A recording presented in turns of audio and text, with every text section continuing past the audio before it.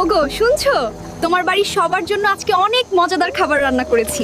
মায়ের এখন রান্না করা লাগে না, এখন আমিই সব রান্না করছি। দেখেছো বৌমা কত সুন্দর রান্না করেছে। সত্যি বৌমার হাতে কিন্তু জাদু আছে। আচ্ছা বলো তো, তোমার রান্নায় এত টেস্ট কোথা থেকে আসে? সবাই তোমার রান্নার প্রশংসা করে। কি মশলা দিয়ে তুমি রান্না করো? খাবারে আমি যে জিনিস মিশাই সেটা আমার সিক্রেট, আমি তো কাউকেই বলবো না। তুমি তাড়াতাড়ি বাড়ি চলে এসো, তোমাকেও অনেক টেস্টি টেস্টি খাবার খাওয়াবো।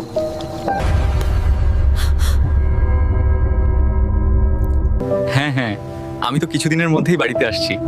তারপর তোমার হাতে সুস্বাদু টেস্টি খাবারগুলো খাবো। খুব মিস করছি। আচ্ছা শোনো না, তোমার বাপের বাড়ি থেকে তোমার বাবা আসছেন, উনাকেও তাহলে এই টেস্টি খাবারগুলো রান্না করে দিও, উনি খুব খুশি হবেন। না না, বাবা আসুক, আমি বাবার জন্য আলাদা খাবার রান্না করে দিব। এই রান্না তো তোমার মা বাবা আর পরিবারের সবার জন্য, এই খাবার বাপের বাড়ির লোকের জন্য নয়। আমি বাবাকে অন্য